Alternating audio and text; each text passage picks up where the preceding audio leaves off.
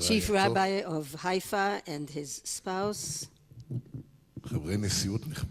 members of the dais, the two presidents, Professor Appeloig and Professor Lavi, the mayor, Mr. Larry Jakir, the chairman of the board, Mr. Yoram Alster, the chairman of the council, Professor Sivan, and the student representative, Professor Golani, the moderator, and all the many friends who are here with us this evening.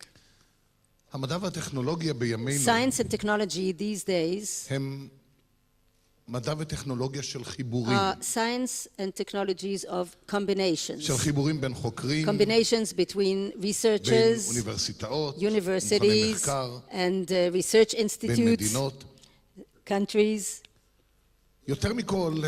Moreover, this is a combination between the disciplines. To a certain extent, we also have the bringing back things the way they were in the past, because the expansion of the knowledge base and the professionalism brought about certain very specific expertise.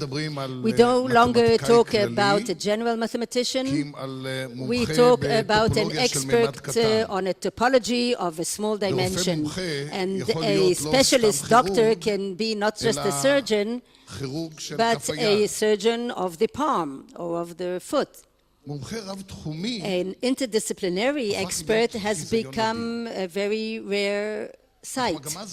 But this trend is now going back in this world of combination. Biology and physics go today hand in hand. Just as nuclear physics and space physics, medicine and engineering, ecology and economy.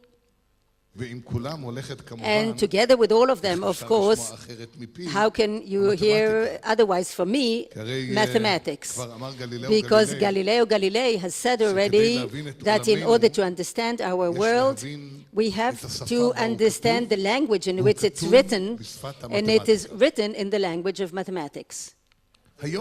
Today, perhaps we can talk again about a rabbi who is a doctor and who's a mathematician, who's also an astronomer, just like the Maimonides. Just what we said, the combinations that bring us back to what things were in the past.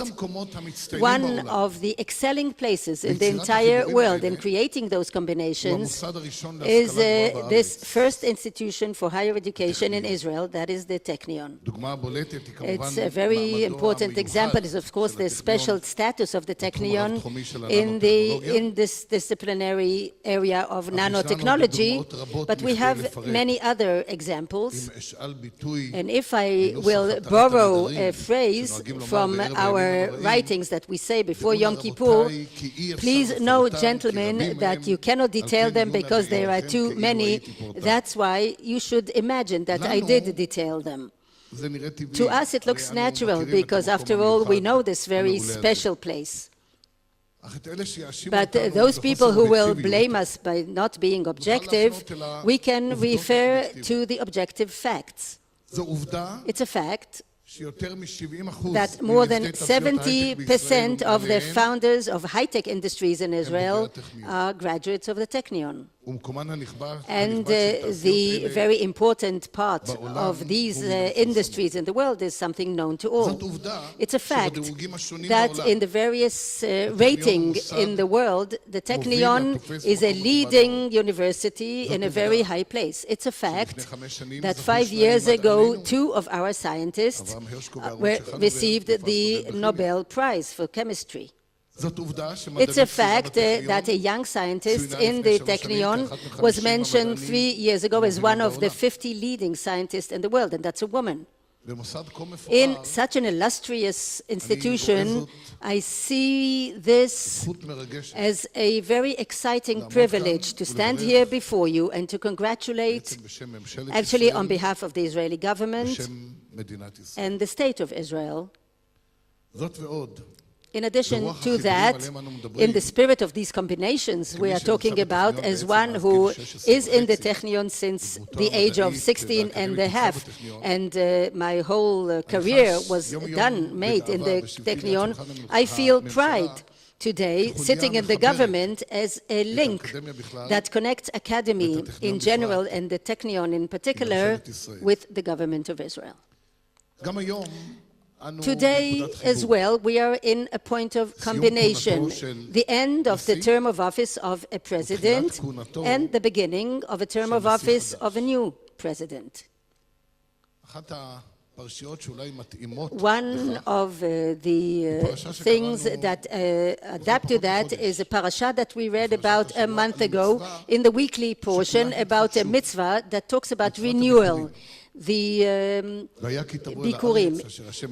If you come to the land that God has given to you in order to inherit it and to dwell in it, and you took first of each fruit and each vegetables, because the mitzvah of the first fruit is something of renewal, opening a new chapter in life. A person comes to a new land, dwells in a new estate, plants and takes the fruit as the first crop. And this prayer that looks as if it's facing the future, actually the Torah tells us to say a certain segment of it, it's a decree that is not acceptable in other mitzvahs. And this portion is all history. Arami, the slave who went to Egypt and became a big nation there, and the Egyptians were torturing us, made us work hard, and then they took us out of Egypt and we came to this place, etc., etc., etc. But only at the end of this portion they talk about the first crops.